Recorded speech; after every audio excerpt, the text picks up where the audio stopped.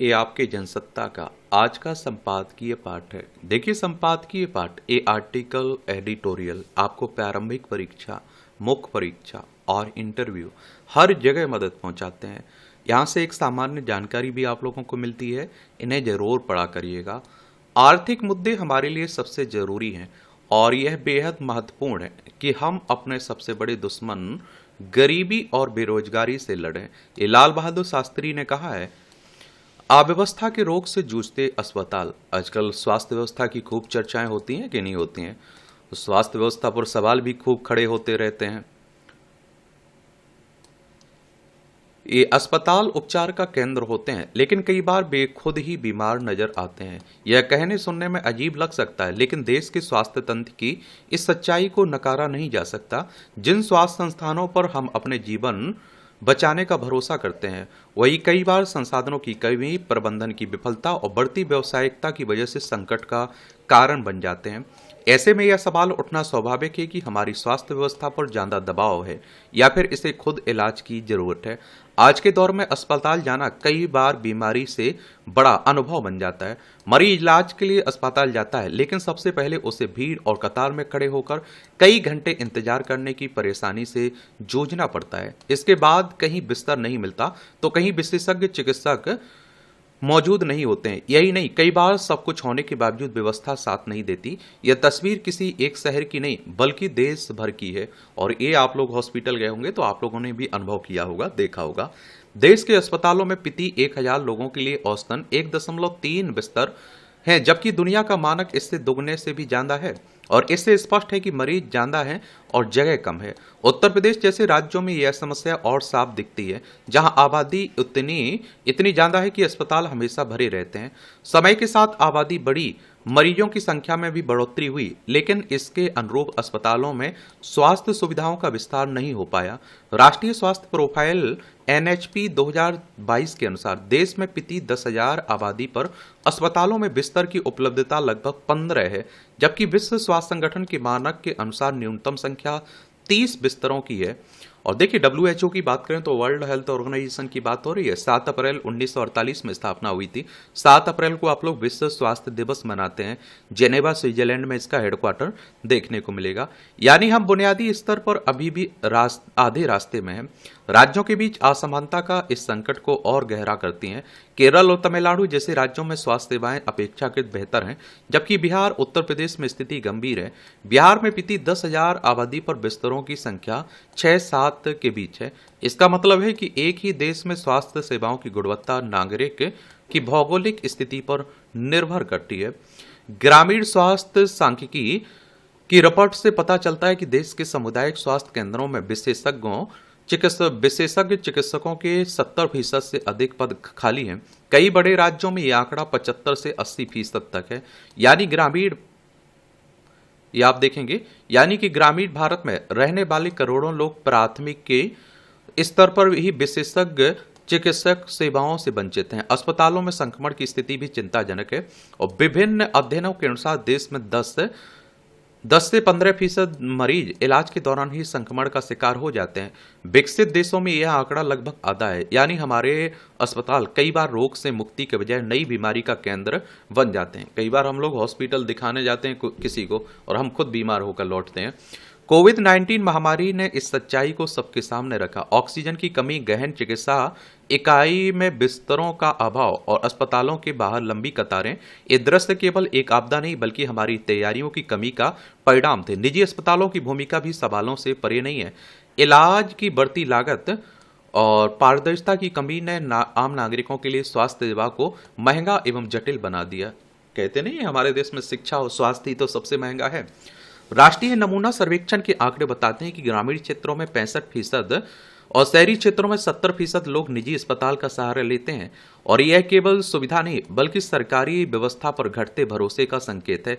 और देश में चिकित्सक जनसंख्या अनुपात 1:1400 के आसपास है, लेकिन ग्रामीण क्षेत्रों में स्थिति और भी ज्यादा खराब है।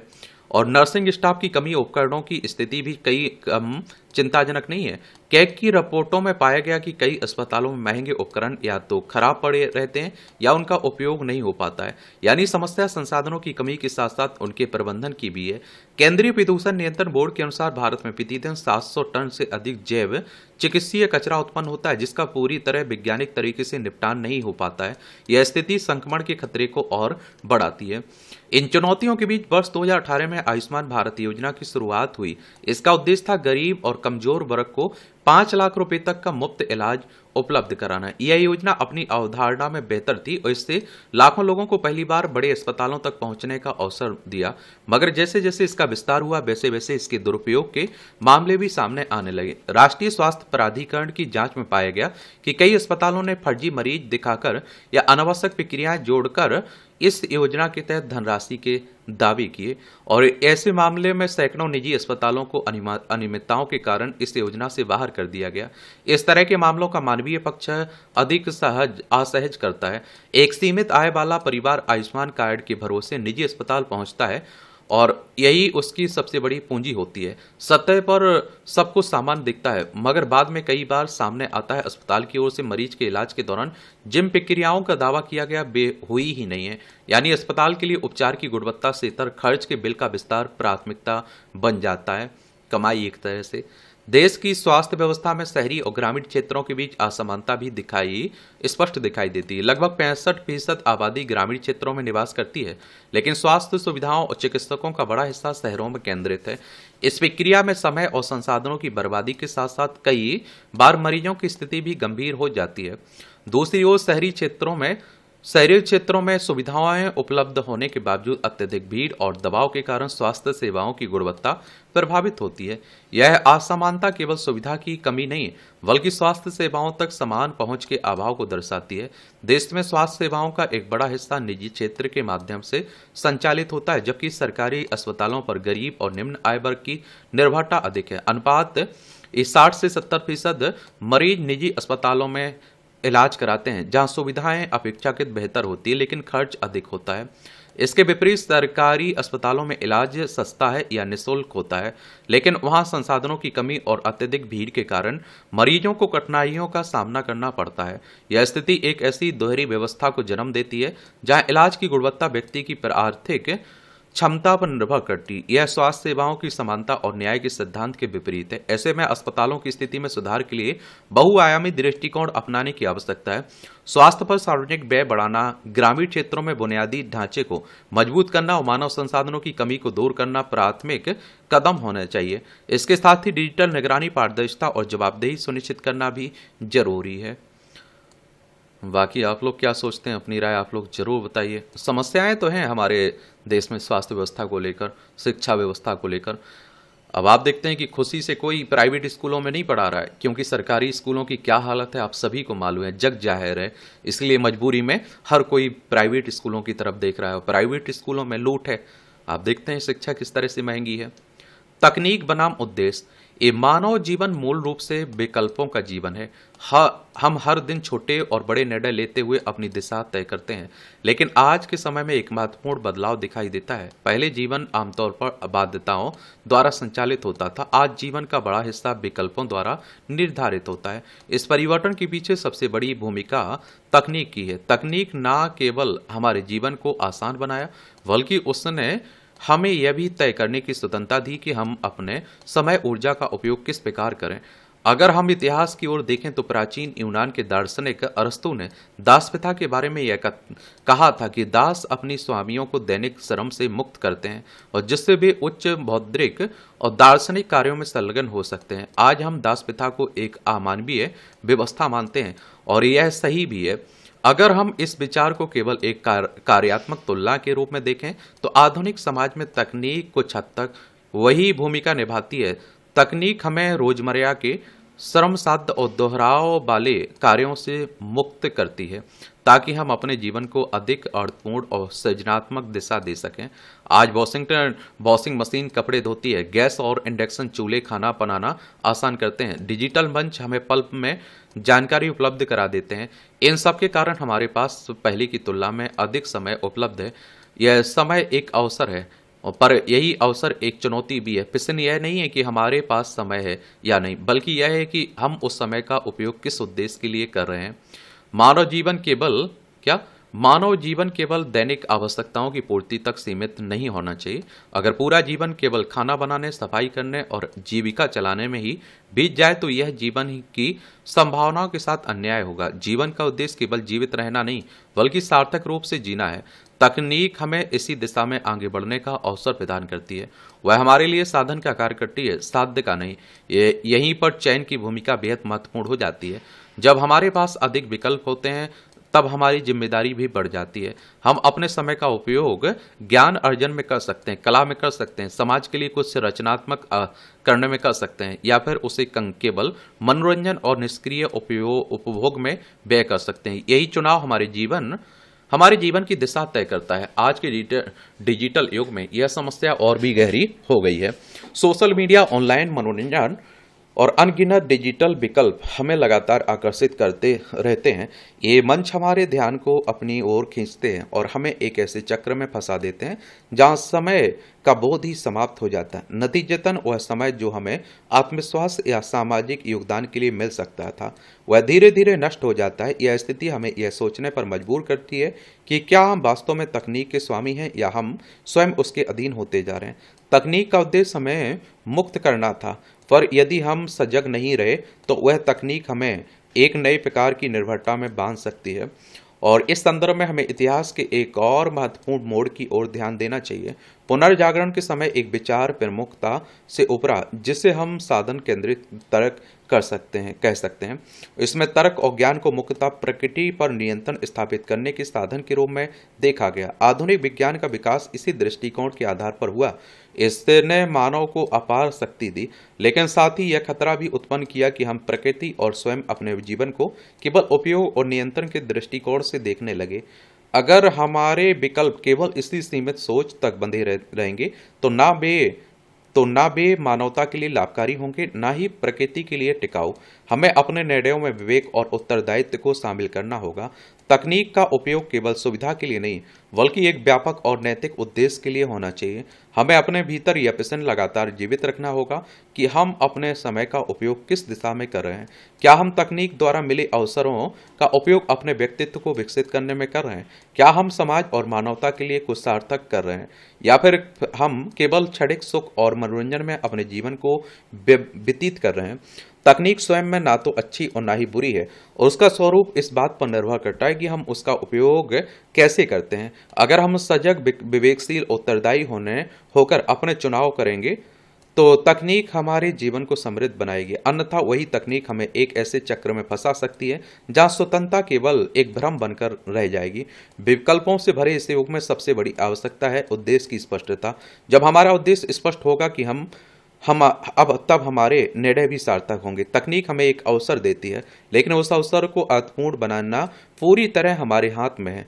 यही हमारे समय की सबसे बड़ी चुनौती और संभावना है। ये आप देखिए छोटी छोटी टिप्पणियां हैं, इन्हें भी देख लिया करिएगा। इसकी पीडीएफ एजुकेशन सर्कल प्लेटफॉर्म है ना टेलीग्राम पर, वहाँ डाल दी जाती है, वहाँ से जाकर आप लोग देख सकते हैं। दावे और हकीकत। देश की सभी पार्टियां राजनीति में महिलाओं की भागीदारी बढ़ाने का एक मत से समर्थन करती हैं। संसद और विधानसभा में महिलाओं को उचित प्रतिनिधित्व सुनिश्चित किए जाने के लिए 33% आरक्षण का विधेयक पारित कराने में भी सभी दलों की भूमिका रही है। मगर महिलाओं की नुमाइंदगी के सवाल पर संजीदा दिखने वाली लगभग सभी पार्टियां क्या तब तक इस मुद्दे पर ठोस पहल नहीं करेंगी जब तक विधायिका में आरक्षण की व्यवस्था व्यवहार में लागू ना हो जाए। आखिर क्या वजह है कि देश में लोकसभा या फिर विधानसभा के लिए जब भी चुनाव होते हैं तो उसमें पर्याप्त संख्या में महिलाओं को टिकट देने को लेकर ईमानदार इच्छा शक्ति का अभाव दिखता है। गौरतलब है कि 4 राज्यों और एक केंद्र शासित प्रदेश में हुए विधानसभा चुनाव में सभी पार्टियों की ओर से जितनी महिलाओं को टिकट दिया गया, उनमें जीतने वालों की जो संख्या रही वह महिला भागीदारी के सवाल पर राजनीतिक दलों के विचारित सरोकार के प्रति ईमानदारी को कटघरे में खड़ा करती है। अब आप देखते हैं कि महिलाओं को आरक्षण लाया गया है लोकसभा विधानसभा में सीटें आरक्षित करने के लिए। भैया इस कानून की जरूरत क्या थी? अभी जैसे आप देखिए विधानसभा के चुनाव हुए थे पश्चिम बंगाल में, तमिलनाडु में, असम में, केरल में, पुडुचेरी में। यही पार्टियां जो चुनाव लड़ रही, यही आधी सीटें, मैं कहता हूं 50% सीटें महिलाओं को दे देती। कोई रोक रहा था? कोई ऐसा कानून है जो महिलाओं को टिकट, अधिक से अधिक टिकट ना देने से रोकता हो? नहीं रोकता है ना। लेकिन आप देखते हैं कि वो कहते हैं ना, खाने के और दिखाने कुछ और दांत रहते हैं। ये पार्टियां खुद नहीं चाहती कि महिलाओं को टिकट दें। और आप देखेंगे कि आरक्षण भी हो जाएंगी सीटें, तो सबसे बड़ी चिंता यही है कि कहीं ऐसा ना हो कि जो राजनीतिक घरों की महिलाएं हैं उन्हें ही टिकट दिया जाए, हमारे आपके घर, आम घर की महिलाओं को टिकट नहीं दिए जाएंगे। और ऐसा देखने को भी मिलता है। अभी जितनी भी महिलाएं चुनाव जीतकर विधानसभा, लोकसभा में गई हुई हैं, उनका पारिवारिक बैकग्राउंड देखिए, वो आम घर से नहीं निकली हुई हैं। वो आप देखिए किसी राजनेता की बहन होगी, बेटी होगी, बहू होगी, या माँ होगी, पत्नी होगी, यही देखने को मिलता है। समझ रहे हैं आप? अब पश्चिम बंगाल में टीएमसी को किसी ने रोका था, कांग्रेस को किसी ने रोका था, बीजेपी को किसी ने रोका था? अब मैं कहता हूं बीजेपी, कांग्रेस, टीएमसी ही शुरुआत कर देती, 50% मैं कहता हूं कि महिलाओं को टिकट दे देते, कोई रोकने थोड़ी आ रहा था। लेकिन नहीं देना है, वो दिखाना जरूर है। दरअसल पश्चिम बंगाल, तमिलनाडु, केरल, असम, पुडुचेरी में हुए चुनाव के दौरान कुल 824 सीटों पर चुनाव हुए। उनमें जीत हासिल करने वाली महिलाओं का अनुपात बेहद कम रहा और नतीजों के मुताबिक इन 5 अरब प्रदेशों में कुल 5% सीटों पर ही महिलाएं चुनी गई हैं। लीजिए, 33% आरक्षण की बात कर रहे हैं। इन राज्यों में अलग अलग पार्टियों ने महिलाओं को टिकट देने में भी अपने घोषित सरोकार के उलट रवैया अपनाया। मसलन पश्चिम बंगाल में 207 सीटें जीतकर सबसे बड़ी पार्टी के रूप में सामने आने वाली भाजपा ने सभी 294 सीटों पर अपने उम्मीदवार खड़े किए थे, लेकिन उसने सिर्फ 33 सीटों पर महिलाओं को मौका दिया। जबकि तृणमूल कांग्रेस ने अपने उम्मीदवारों के 291 सीटों में से ये 52 महिलाओं को टिकट दिया। नतीजन राज्य की कुल सीटों में से सिर्फ 10% महिलाएं जीत सकी। दूसरी ओर तमिलनाडु की राजनीति में एक बड़ा बदलाव हुआ, जहां सबसे बड़ी पार्टी के रूप में उभरी टीवी के 234 सीटों पर चुनाव लड़ी, लेकिन उसमें सिर्फ 24 महिलाओं को उम्मीदवार बनाया। असम में फिर से जीतने वाली भाजपा, उसके सहयोगी दलों ने 126 सीटों में से केवल 6 महिलाओं को टिकट दिया। केरल में जीत हासिल करने वाली यूडीएफ ने सिर्फ 10 महिलाओं को मौका दिया। जाहिर है कि तकरीबन सभी पार्टियों ने महिलाओं को उम्मीदवार बनाने में कोई खास उत्साह नहीं दिखाया। हालांकि हाल ही में संसद में परिसमन विधेयक पारित न होने के संदर्भ में महिला आरक्षण का सवाल चुनावी राजनीति का भी मुद्दा बना। भाजपा की ओर से इस मसले पर विपक्षी दलों पर सवाल उठाए गए। विडंबना यह है कि महिलाओं की भागीदारी बढ़ाने की के घोषित दावों के बरकस टिकट देने के मामले में भाजपा सहित सभी पार्टियों के भीतर इच्छा शक्ति की कमी दिखती है। क्या यही सबसे बड़ी वजह नहीं है कि विधायिका में महिलाओं का प्रतिनिधित्व बढ़ाने और एक न्यायपूर्ण संतुलन के लिए आरक्षण की जरूरत पड़ी? महज औपचारिकता पूरी करने के लिए किसी महिला को टिकट देना सरोकारों के प्रति ईमानदारी को नहीं दर्शाता। ऐसे में जरूरी इस बात की है कि महिला आरक्षण की व्यवस्था को जल्द लागू किया जाए। उससे समानांतर सभी राजनीतिक दलों की ओर से महिलाओं को अधिकार के रूप में ज्यादा से ज्यादा अवसर देने को लेकर ईमानदारी से पहल हो और आम घर की महिलाओं को राजनीति में शामिल हो, तो मुझे लगता है कि बेहतर से वो महिलाओं के लिए काम कर पाएंगी। नया अध्याय, ये आप देखिए, तमिलनाडु में सिनेमा और सियासत का खासा प्रभाव रहा है, जहां कई लोकप्रिय अभिनेताओं ने फिल्में पर्दे से निकलकर सत्ता के गलियारों तक का सफर तय किया है। राज्य में अभिनेता से नेता बनने की परंपरा की नींव एमजी रामचंद्रन ने रखी थी। उन्होंने वर्ष 1972 में द्रमुक से अलग होकर अन्ना द्रमुक पार्टी का गठन किया, लंबे समय तक राज्य की सत्ता संभाली। अब तमिल सिनेमा के मशहूर अभिनेता विजय भी उनकी राह पर। उनकी पार्टी टीवी के राज्य विधानसभा चुनाव में 108 सीटें जीतकर सबसे बड़े दल के रूप में उभरी है। टीवीके की इस जीत को इसलिए अहम माना जा रहा है कि यह उसका पहला चुनाव था। उसने राज्य के इतिहास में एक बार फिर राजनीति की दिशा बदल दी।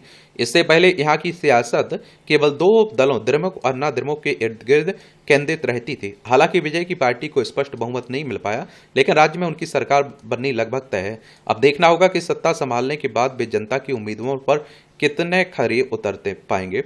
गौरतलब है कि तमिलनाडु की सियासत में एमजी रामचंद्रन के बाद कई फिल्मी सितारों ने कदम रखा, जिनमें जयललिता का नाम सबसे ऊपर है। अभिनेता विजयकांत और कमल हसन ने भी नई दलों का गठन किया, लेकिन उन्हें खास कामयाबी नहीं मिल पाई। इसके अलावा रजनीकांत ने भी वर्ष 2020 में अपनी राजनीतिक पार्टी बनाने का ऐलान किया था, लेकिन बाद में उन्होंने अपनी कदम वापस खींच लिए थे। वही अभिनेता विजय की पार्टी टीवीको को बने हुए लगभग 2 साल का ही वक्त हुआ और पहले ही चुनाव में उसने राज्य की मुख्यधारा के दोनों दलों को करारी शिकस्त देकर शानदार जीत हासिल की। विजय को अभिनेता के रूप में जिस तरह की फिल्मों से लोकप्रियता मिली, उनसे ज्यादा व्यवस्था की जटिलता, उसमें सुधार पर केंद्रित रही है। अब यही देखने की बात होगी कि इससे पहले सत्ता पर मजबूत पकड़ रखने वाली द्रमुक की राज्य में शासन और विकास की नीतियों के समानांतर अब विजय उनके टीवी के तमिलनाडु की राजनीति को कौन सी नई दिशा देते हैं। और देखिए, आपको भी विधानसभा का चुनाव लड़ना हो तो आपकी उम्र कम से कम 25 साल होनी चाहिए। अधिकतम उम्र की कोई सीमा नहीं रखी गई। विधायक का चुनाव डायरेक्ट जनता यानी कि मतदाताओं के द्वारा होता है। अगर आपकी उम्र 18 साल हो चुकी है तो वोटर सूची में आपका नाम जुड़ चुका होगा, आप लोग वोट डालने भी जाते होंगे। ये चुनाव कौन करवाता है? इलेक्शन कमीशन ऑफ इंडिया, भारतीय निर्वाचन आयोग, एक संवैधानिक संस्था है। संविधान के अनुच्छेद 324 के तहत चुनाव आयोग की स्थापना की बात की गई। 25 जनवरी 1950 में स्थापना हुई थी। 25 जनवरी को आप लोग मतदाता दिवस मनाते हैं। नई दिल्ली में हेडक्वार्टर देखने को मिलेगा। सुकुमार सेन पहले मुख्य चुनाव आयुक्त थे। यह है तमिलनाडु, चेन्नई इसकी राजधानी है। इसकी सीमा आंध्र प्रदेश, कर्नाटक, केरल से लगती है। विधानसभा में 234 सीटें हैं, राज्यसभा में 18 सीटें हैं, लोकसभा में 39 सीटें हैं। 1,30,058 वर्ग किलोमीटर में फैला हुआ है आपका तमिलनाडु। और इस तरह से आप देखेंगे कि आज के संपादकीय पाठ की कहानी कवर होती है। आप लोग पढ़ते रहिए, एंजॉय करते रहिए। आपका कोई सवाल हो, मेरे लिए सुझाव हो तो ज़रूर बता सकते हैं। धन्यवाद।